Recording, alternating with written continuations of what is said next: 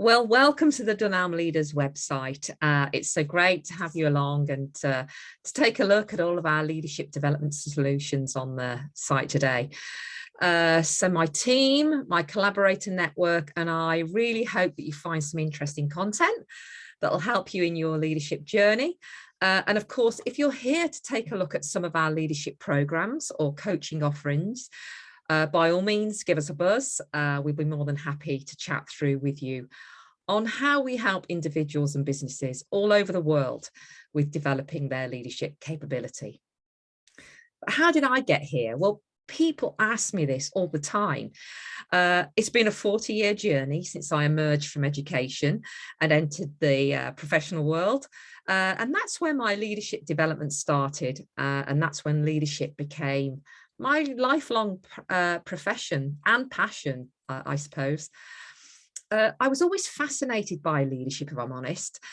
Even before I entered the world of work, it intrigued me by a sleight of tone or focus on positioning. Another person could be either motivated or left feeling powerless in one single move or sentence. So, of course, in those early days, I certainly didn't fully understand this fascinating skill, as my first entry into the world of work was in the military, actually, but I soon learned. And I was privileged and honoured to serve in Her Majesty's Armed Forces in the Royal Air Force. I joined in 1983 and went into a aerospace systems role, which was essentially part of the identification, tracking and control of aircraft in the United Kingdom airspace. Essentially, my amazing colleagues and I were keeping all of you safe during the Cold War. So I say my amazing colleagues, as they are. I met some of the most incredibly smart, professional, focused and fun people I have ever had the fortune to work with. They were awesome. And as a 17-year-old, this was exciting, exhilarating, and completely terrifying. Just imagine being surrounded by so many outwardly confident, knowledgeable, and unflappable people. That's a scary place to be when you're just trying to find who you are, 17 years old. And I say outwardly, of course, that will be the first time I ever saw anybody wear their game face. And underneath that exterior, they were probably as jittery as I was. But the military train you for this. They're experts at it. And controlling emotions and responses is fundamental in leadership. And I still pull on these skills that the military taught me in those early days today. So during this time, I experienced leadership at work for the first time, obviously. And of course, I'd seen leadership in sport, in school, in hobbies. And that formative leadership experience is important. This, though, was a whole different kettle of fish in the military. And it fascinated me. And I wanted to learn it. I wanted to learn about it fast. So that's where it all started for me during my time in the Air Force. And I saw some great groundbreaking examples of leadership. Okay, I did see the odd wheel come off the wagon in a few instances, as we do in leadership. That is just as important in learning this skill as it is being on the receiving end of great leadership. So during my career, as a result of promotion, I got to practice what I yearned to learn. And like every new leader, got some things right and some things wrong. They're all experiences. But importantly, though, I believe it was here where I first started to practice in those early days, developing leadership in other people. And this was when things changed for me. I can't put my finger on why, but I knew that's what I wanted to do as a profession. So shortly after doing active service in the first Gulf War, that's a whole nother story, after 9 years in the military, I shook hands with the station commander and turned the page to my next challenge, Civvy Street. And that's, again, another story. And of course, my first job out of uniform. And I'm not a civvy. I'm ex-forces. I've heard so many of my colleagues say that. And I've heard this many times from friends who have served. You know, we all feel the same. This does not mean I have not transitioned into civilian life. Of course I have. I love my civilian life and how I live, but there are just some things inside you that will always just be a little bit military when you've served. So how did this play out in the big wide world of corporate working? Well, over the next 20 years, I worked in learning and development and training, focusing on developing personal and leadership skills in others in the world of work. And it is where I took my skill set as a developer of others to the next level, and essentially started to really specialize in leadership. It's been an amazing ride, truly. I've had the pleasure and privilege to meet and work with the most amazing people. And there absolutely is nothing like seeing someone demonstrate something that helps them influence something or someone that you were part of developing. It's the best feeling in the world. As is seeing someone grow and prosper, seeing someone achieve something they never believed they could do, or seeing someone so terrified in a situation, but because they believe in the development you're providing, they push on and find themselves eventually enjoying it. All these things are the joys that you have when you develop leaders. And that's what I love about it. So it's a hard job, it's a complex job, and people rightly expect a lot of you when you lead.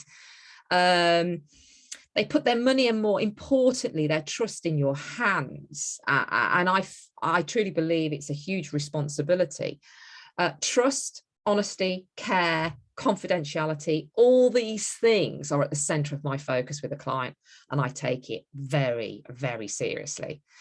The job of developing leadership is not for the faint-hearted, but this is where I draw from my experiences and learning, and trust me, I'm very serious about getting it right for my clients. Our relationship is important. It's key that there's open and honest communication, and of course that will from you to develop, and of course that will from me to continue and develop. I take that very seriously too. And enjoying the process is also important to me for both parties. We're at work and focus on this for a long time, so it must not be tedious. So during my corporate career, I worked for some incredible leaders, and probably like you, I worked for some catastrophically awful leaders, I'm sorry to say. I won't dwell on the good or bad experiences, but both parties actually were part of a masterclass of what we should and should not do in leading others. Our values are at the center of our leadership skill. And when leadership is not working, it's often there is a misalignment with values. Not always, sometimes it's just about learning skills or models or approaches. But if the person has issues, the leader will. So towards the end of my corporate career, I started to think about going it alone. Most people had suggested to me that I could run my own business and be master of my own destiny. But to be honest with you, I think often a bit of imposter syndrome got in the way, and I dared not believe that running my own business could be possible. But it was. In 2010, I set up the business with a second-hand desk and an A4 pad, not a great deal of money, and what was in my back pocket and in my head. I was terrified. I had no idea where to start, and I did question my motives every day. And whilst I knew how to develop others and develop leadership capability, I had not the first idea of how to run a business. Finance, marketing, sales, they were all new territories for me.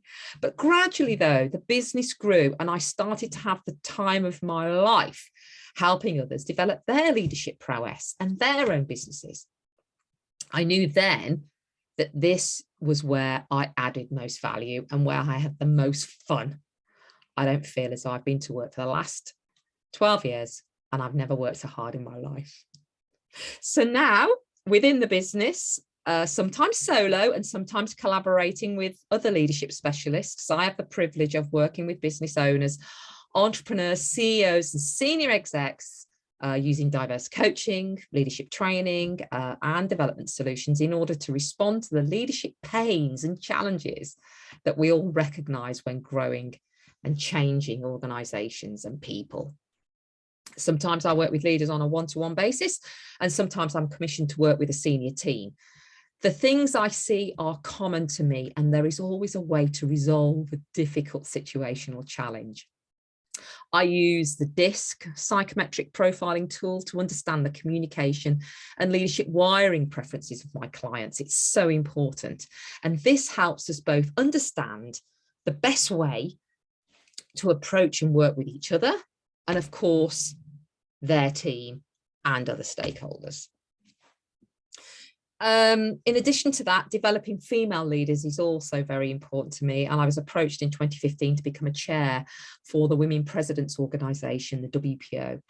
Now, the WPO is a global entrepreneur peer network, and it supports female entrepreneurs owning multi-million-dollar businesses all over the world. And over time, I've worked with some amazing women across the globe, and I've learned so much from being a chair in this organisation. It was also my absolute privilege to be named as the winner of the WPO Global Adrienne Hall Award in 2017, and it was awarded to me for breaking down barriers for female entrepreneurs. So amazing. And in addition to this, for all our work during COVID-19, myself and all my fellow WPO chairs across 6 continents of the world were named co-winners of the WPO President's Award in 2021. I mean, it just takes my breath away.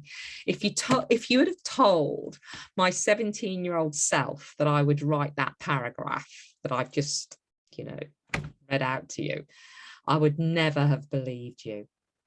But that's the power of leaders leading others. And I'm so thankful to those that led me. So since 2015, I've also sat on the Women in Enterprise all-party parliamentary group in the UK Parliament.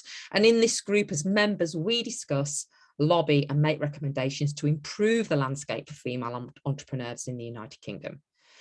And in the time I've served on this group, we have released 2 reports, both containing recommendations for government to improve opportunities for women who own businesses. I'm proud to say we've moved the needle on quite a few things, and we're determined to carry on for the next generation of women entrepreneurs to reap rewards of the most important work that we all do. So finally, coming full circle, as a military veteran, I actively support the not-for-profit organisation Ex-Forces Enterprise as one of their ambassadors. And the organisation was set up to help veterans and their families start their own businesses and become entrepreneurs. And as an ambassador, I play a small part in this work. I really do wish that this organisation had existed when I'd set up my own business. It's a game changer. It really is for new veteran entrepreneurs and their families. So to finish then, everything for me is about leadership. It's my common denominator. And in the work that I do, I know I don't only impact my own journey and life, but also others. And for me, that's the greatest privilege. So I hope your leadership journey is as enriching and rewarding as mine has been and continues to be. Thanks a lot. Thanks for dropping by.